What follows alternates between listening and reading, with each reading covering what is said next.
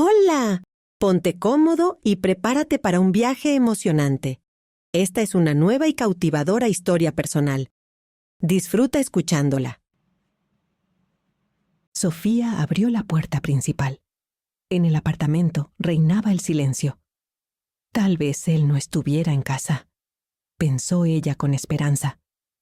Levantó las bolsas del suelo y rápidamente se dirigió hacia el dormitorio. Frente a la puerta, dejó las bolsas con los productos y comenzó a abrir uno por uno los 5 candados. El último, como siempre, estaba atascado, lo que la ponía nerviosa. «Vamos, maldita sea», murmuraba mientras giraba la llave. Las manos de Sofía temblaban. Tenía que apresurarse. ¿Y si él llegaba de repente? Un chasquido. La pesada puerta metálica se abrió. Sofía se deslizó rápidamente al interior de la habitación, tomando las bolsas del suelo. Cerró los 5 cerrojos desde adentro y avanzó hasta el fondo de la habitación, donde se dejó caer sobre la cama. Su mirada vacía se posó sobre una pequeña figura de elefante. Se la había regalado a Sergio en primer grado. Era un elefante especial. Sonreía, una sonrisa tonta y amplia en su rostro que le recordaba cómo Sergio se reía traviesamente cuando era pequeño. Ella lo había deseado tanto, ese hijo tardío. Con la llegada de Sergio, su vida parecía haberse iluminado con una luz especial. Una luz que penetraba las cosas, las paredes, todo. Desde todos los rincones se veía la felicidad que Sergio había traído al hogar. Y todo perdió sentido excepto esa luz, el único hijo deseado. Sofía suspiró profundamente, quitándose el pañuelo lila de los hombros. Miró el reloj. Eran alrededor de las 8. Tenía que darse prisa. Lo sabía. Colocó rápidamente el contenido de las bolsas sobre la pequeña mesa de comedor junto a la pared. Se cambió de ropa, dejando las prendas dobladas sobre el respaldo de la cama. La habitación en la que Sofía vivía desde hacía un año era bastante espaciosa. Incluso tenía un balcón, al que le habían puesto rejas, junto con una puerta metálica doble que daba a la habitación. Antes era el dormitorio de ella y su esposo. A menudo leía libros allí, con la puerta del balcón abierta, sentada en una cómoda silla, escuchando los trinos de los pájaros afuera. Ahora ya no había silla ni cama. Lo único que quedaba en la habitación eran 2 mesas de noche, en las que ahora guardaba zapatos. Tampoco quedaban libros. Después del primer intento de incendio, había llevado los que más quería y quería conservar a la biblioteca juvenil de la calle Lenin. Ahora solo leía periódicos. El ambiente de la habitación era austero. Una pequeña cama de metal en la esquina junto a la ventana. Un armario frente a ella. En el armario había ropa y algunas cosas valiosas que había logrado salvar. Como, por ejemplo, el televisor. A veces Sofía lo encendía, dejándolo dentro del armario. A veces pasaban películas realmente interesantes. Le habría gustado poner el volumen, pero no podía. Al otro lado de la habitación estaba la mesa, donde giraba la vida doméstica de Sofía. Allí planchaba, cocinaba, leía y se arreglaba, tanto como podía. Debajo de la mesa había una caja con productos. Sofía los compraba con frecuencia, pero en pequeñas cantidades, para que nada se estropeara. No tenía nevera. Mejor así que no tener nada, pensaba cada vez que bebía la leche agria por la mañana. En invierno, el balcón la salvaba. Congelados, pero no echados a perder, también se podía sobrevivir. En el balcón también había un cubo. Ese cubo. Ir al baño era peligroso, especialmente por la noche. La habitación estaba calurosa. Abrió un poco la puerta del balcón. Desde arriba llegaban los sonidos del televisor. Sonrió. Con el calor, todas las ventanas estaban abiertas de par en par. Sofía se acercó a la mesa, sacó la caja de abajo y comenzó a colocar allí las papas y las remolachas del primer paquete. Luego sacó pan y una pequeña lata de crema agria del segundo. Su estómago gruñó de inmediato. Pan blanco fresco con crema agria y té dulce. Eso era la felicidad. Al llegar al tercer paquete, Sofía se detuvo por un momento. Luego, decidida, sacó varias cajas que parecían condimentos y las apiló cuidadosamente frente a ella, tirando el paquete al suelo. Ella compraba 7 paquetes de esos cada semana. Ya casi un año. Y nunca lograba acostumbrarse. Cada vez, avergonzada y asustada, escondía la mirada, sintiendo cómo las lágrimas se acumulaban. Pero las lágrimas no servían de nada. Sofía caminó hasta el rincón de la habitación junto a la puerta y con una gran jarra de esmalte recogió agua de la cantimplora. Luego sacó el paquete de arroz integral, lo colocó en el centro de la mesa, vertió el agua de la jarra en una olla y echó el arroz. Cuando, después de media hora, el arroz comenzó a hervir, la estufa era débil y calentaba mal, tomó uno de los paquetes de la pila y vació casi todo su contenido en la olla. Lo mezcló bien, cubrió todo con la tapa y dejó reposar el arroz. La habitación estaba irrespirable, así que salió al balcón y se quedó allí un rato, observando las ventanas de la casa de enfrente, mirando la rutina doméstica de las familias a través del velo de la oscuridad y las rejas. Cuando terminó de comer unos trozos de pan con crema agria y bebió un vaso de té frío de ayer, el arroz ya estaba listo. Sofía retiró la olla del fuego y la puso en el suelo, cerca de la puerta. Allí había una pila de platos de plástico. Tomó uno y llenó la olla hasta el borde con el arroz, dejando la olla vacía. Colocó la olla junto a la pila de platos y se levantó de las rodillas. Sofía se quedó inmóvil. En la casa seguía el silencio. Nadie. Se acercó a la puerta. Miró cuidadosamente por la mirilla. «Puede ser», pensó. Uno a uno, los 5 cerrojos se abrieron. Por la pequeña rendija del marco de la puerta, una mano femenina delgada deslizó un plato de plástico con arroz. El aroma apetitoso comenzó a esparcirse por los cuartos que antes habían sido su hogar. «Dios mío, ¿cuándo se acabará esto?». Levantó la cabeza hacia el techo, hablando con el Dios que no se veía allí.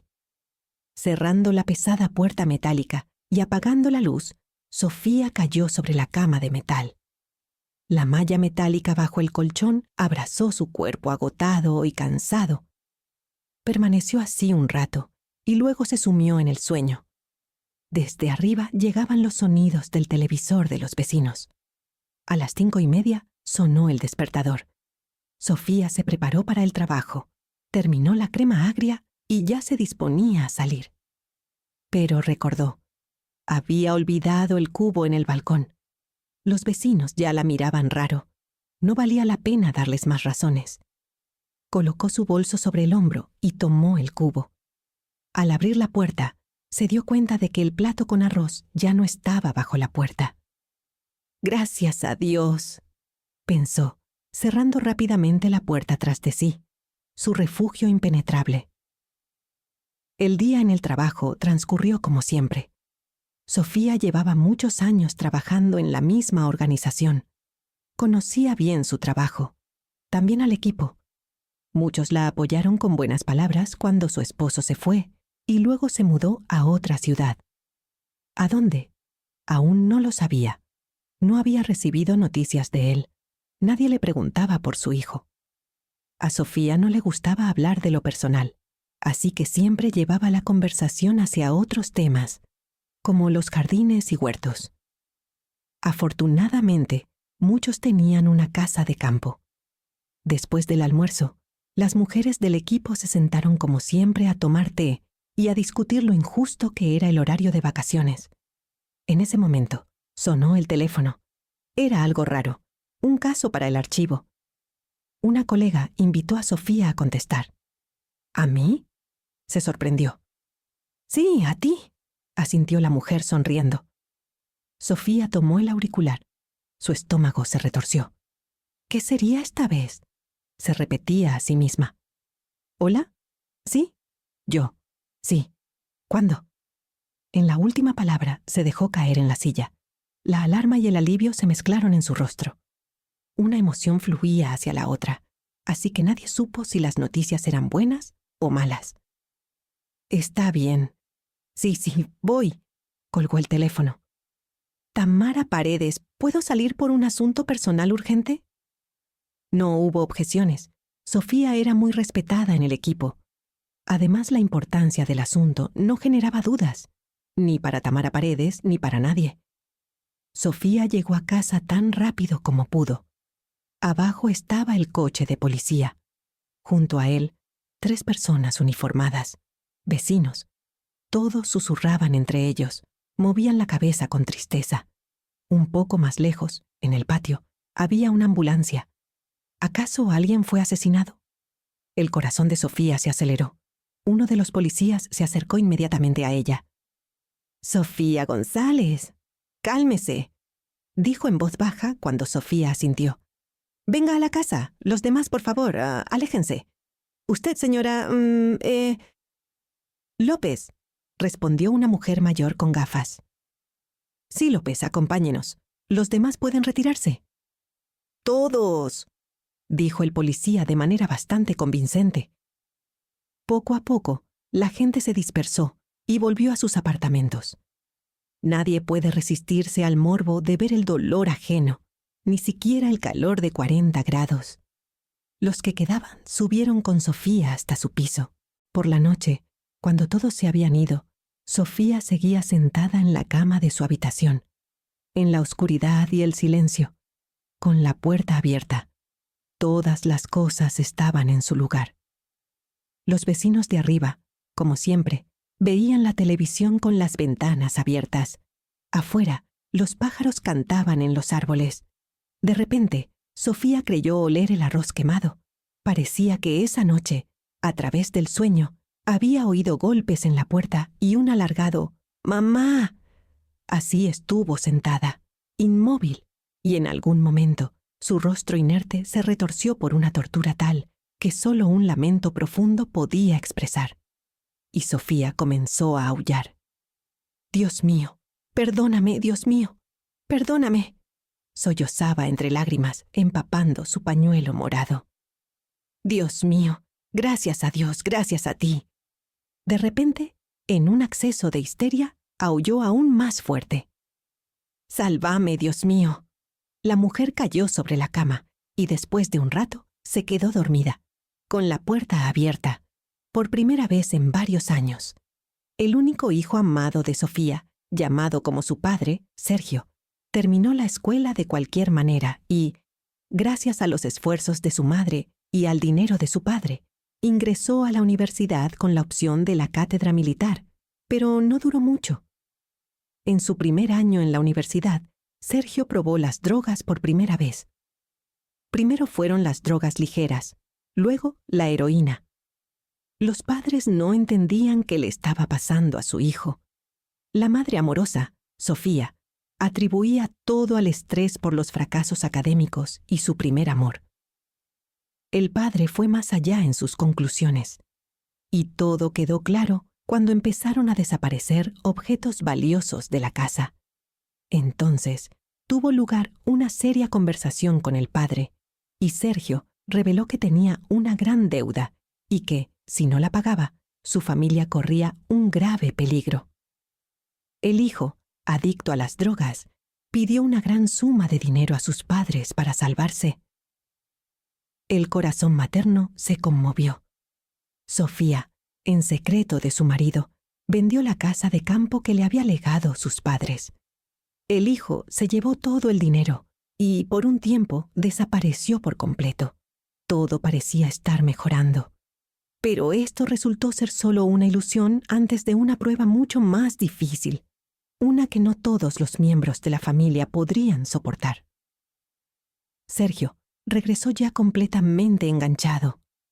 Pasaba varios días sin salir de su habitación. Comenzó a inyectarse en casa y traía nuevos amigos al hogar. Ante los intentos del padre de tomar medidas drásticas, Sofía imploraba que se calmara. El único hijo, no se le podía arruinar la vida. Todo pasaría, terminaría. Había que soportarlo. Una noche, Sergio despertó a los padres en su dormitorio. Tenía un cuchillo de cocina en el cuello de su padre. Dinero. Le preguntaba a su padre dónde había escondido el dinero. Sofía, tan asustada, inmediatamente propuso llamar a los familiares para pedirles dinero. «¡Cállate, madre!», gritó Sergio. «No te pregunto a ti. Sé que él tiene». El esposo de Sofía se zafó del agarre de su hijo medio borracho y escapó hacia otra habitación, con una llave que guardaba bajo la pata de la cama por si acaso. Mientras ella lloraba y suplicaba a Sergio que dejara el cuchillo, su marido logró regresar. En sus manos llevaba una escopeta de caza. El depósito con armas que Sergio y sus amigos habían intentado llevarse no pudo ser movido. Estaba demasiado pesado y además estaba atornillado a la pared. «¡No, Hugo!», gritó Sofía. «¡Mi hijo, no, no!». Sofía no podía calmarse. «¡Te mato, maldito!», siseó el padre a Sergio, que apenas se mantenía en pie. Sergio dejó caer el cuchillo. No se sabía si por miedo o por debilidad, pero no importaba. Sofía saltó de la cama y se arrastró de rodillas ante su marido. «Hugo, cariño, no, es nuestro hijo», suplicaba ella. El rostro severo del hombre se llenó de repulsión. ¿Era hacia su hijo? ¿Hacia Sofía? ¿O hacia él mismo y su impotencia? Pero su mano tembló. «Ella no me dejó. Tú lo harás», susurró él entre dientes, con los ojos rojos y llenos de lágrimas. Esa misma noche, el marido de Sofía empacó sus cosas y se fue de casa. Nunca más lo volvió a ver. Se decía que se había ido a su ciudad natal, a casa de sus padres, y que vivía allí una vida tranquila y serena. No solicitó el divorcio ni se volvió a casar. Después de la partida de su marido, los sucesos en la casa de Sofía se descontrolaron rápidamente. No quedaba nada de valor. Ella dejaba su salario en el archivo de la oficina en la caja fuerte. En la casa siempre había extraños. Le daba miedo quedarse dormida por la noche. No lograba evitar que su hijo entrara en la casa. Él golpeaba la puerta con tal fuerza que se escuchaba en todos los pisos y la maldecía con todas sus fuerzas. La puerta de hierro y la reja en el balcón de la habitación, donde Sofía pasaba la mayor parte del tiempo ahora, aparecieron después de que una noche un grupo de desconocidos, liderados por su hijo, irrumpiera en su dormitorio. «No hay dinero», dijo Sergio alargando las palabras. «Pero aquí está ella. ¡Madre!», añadió, dirigiéndose a sus amigos. Sofía se hundió en la cama. El miedo y el pánico la inmovilizaron. «Está bien», tragó saliva Sergio. «Sirve para una vez, y él nos da la dosis», explicó Sergio a sus compañeros, haciendo gestos torpes. «No, Sergio, está vieja. No va a funcionar. Vámonos». Y todos salieron de la habitación. Esa noche, Sofía durmió en el balcón, en caso de que tuviera que gritar o pedir ayuda. Aunque sabía muy bien que cuando alguien grita pidiendo auxilio, la gente cierra las ventanas para no escuchar. Sergio golpeaba con frecuencia la puerta del dormitorio. Amenazaba con hacerles daño. Gritaba tan fuerte que todos lo oían. Insultaba y maldecía a su madre. La culpaba por todo, pero sobre todo la acusaba de no ser compasiva y de no querer ayudar a su único hijo. Cuando nada funcionaba, comenzaba a suplicar por ayuda entre sollozos y llantos. Eso podía durar horas, de amenazas a súplicas y viceversa. Pero todo tiene un límite. Solo lo entiendes cuando llegas a él. Un ser humano tiene un límite. El amor materno también lo tiene. O tal vez ese amor sea tan grande que trasciende todo entendimiento y está dispuesto a sobrepasar lo imaginable e inimaginable, darle a su hijo lo que más desea. Sergio pidió misericordia. Sofía era una experta jardinera. Todo el mundo lo sabía. Muchos de sus colegas y amigos, que antes le pedían consejos, acudían a ella para obtener ayuda en temas de jardinería.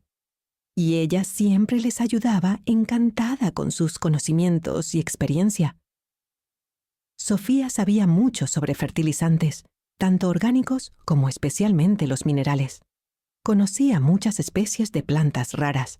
Sabía cómo combatir todo tipo de plagas, incluso las grandes: ratas, topos y ratones de campo. El día que Sofía, por primera vez, mezcló veneno para roedores en la avena de su único hijo, nunca lo olvidará.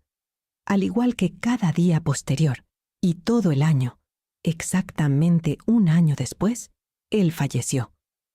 La policía pronto dictó en el protocolo que había sido una sobredosis.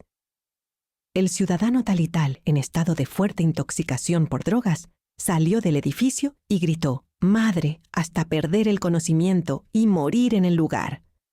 Sobredosis, claro como el agua. Nadie se molestó en investigar más. Solo la madre sabía la verdad sobre la muerte de Sergio.